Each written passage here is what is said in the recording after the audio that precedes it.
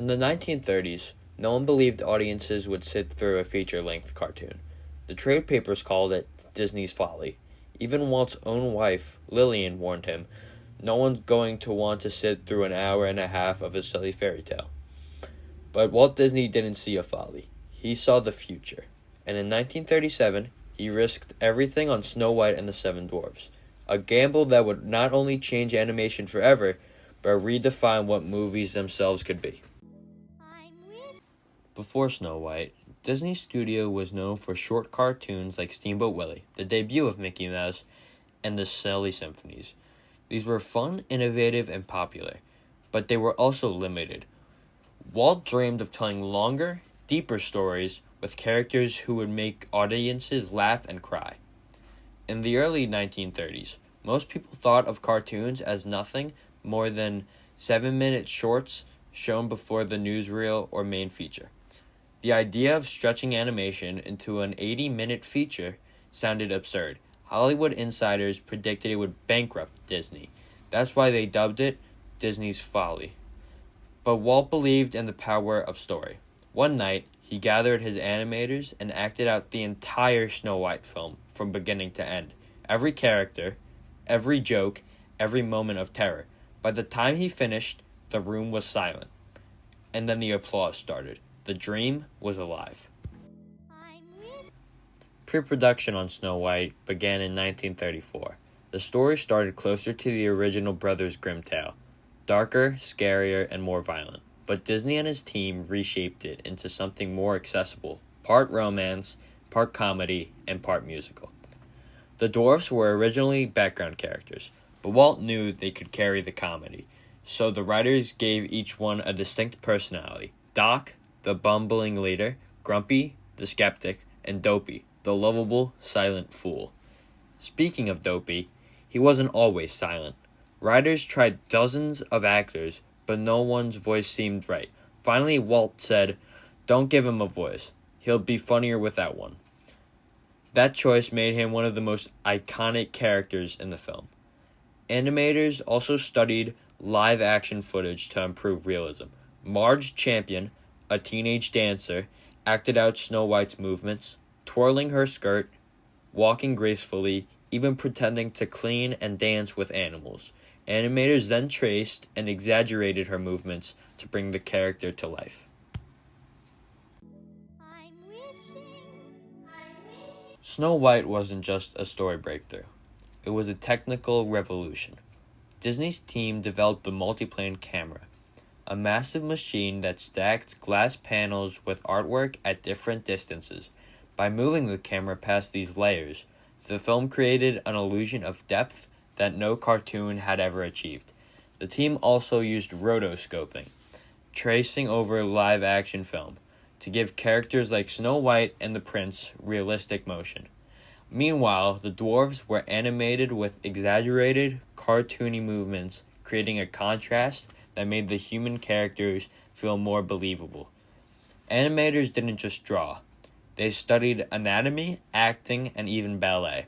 Every flick of a bird's wing and every bounce of Dopey's hat was carefully designed to feel alive. This was the beginning of Disney's philosophy of personality animation, where a character's movements reflect their inner thoughts and emotions. One of Walt's boldest ideas was to weave music directly into the storytelling. Unlike other musicals of the time, where songs paused the plot, Snow White's music advanced it. Whistle While You Work showed Snow White's optimism. Hi-Ho turned the dwarf's daily routine into one of the most memorable sequences in animation. And Someday My Prince Will Come gave the film its emotional heart. Fun fact, Adriana Caslotti, the voice of Snow White, was just 18 years old when she recorded the part. She earned only $970 and never voiced another role again because Walt wanted Snow White's voice to remain unique. And the music lived on far beyond the film. Someday My Prince Will Come became a jazz standard, performed by legends like Miles Davis, Oscar Peterson, and Dave Brubeck. From a Disney princess to the world of jazz, that's the power of this film's music.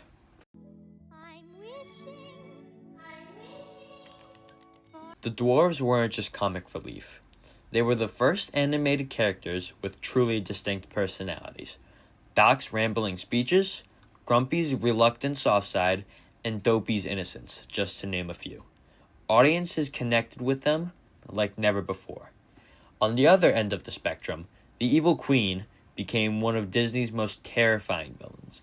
Her design was regal and cold, inspired by silent film actresses like Joanne Crawford, and her transformation into the Old Witch remains one of the scariest moments in Disney history. With glowing eyes, crackling thunder, and that sinister laugh, the queen proved that animation could frighten audiences just as much as live action would.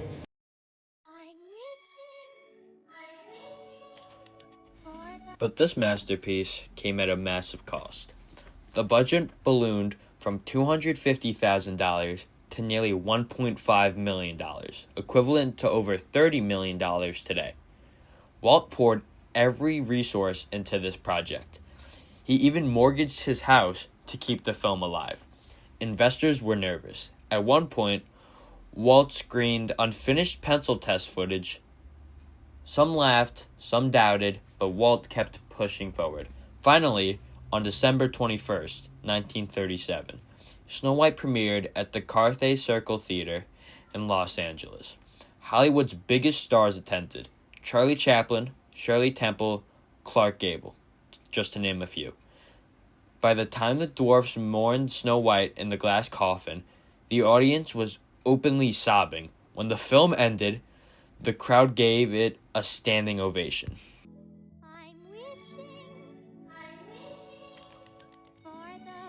Snow White became the highest-grossing sound film of its time, earning over $8 million during the Great Depression. Walt received an honorary Oscar, one full-size statue with 7 miniature ones. But its legacy didn't stop there. The film was re-released in theaters multiple times over the decades, each time bringing new generations into the magic, and providing Disney with the money to fund projects like Cinderella, Peter Pan, and eventually Disneyland itself. Around the world, the film inspired countless animators, including Japanese pioneers who would later help create anime. It wasn't just America's first animated feature. It became a global blueprint for what animation could be. Today, Snow White and the Seven Dwarfs is preserved in the U.S. Library of Congress as a work of cultural and historical significance. It wasn't just Disney's first feature film. It was the foundation of an empire. Snow White was called Disney's folly. Instead, it became Walt's greatest triumph. It proved that animation could move people, that it could make us laugh, cry, sing, and dream. And this is just the beginning of Disney's story. In the next video, we'll explore another turning point in the Walt Disney Company history: Cinderella, the film that saved Disney when the studio was on the brink of collapse. If you love Disney animation history, make sure to subscribe and join me as we keep uncovering the magic behind the movies.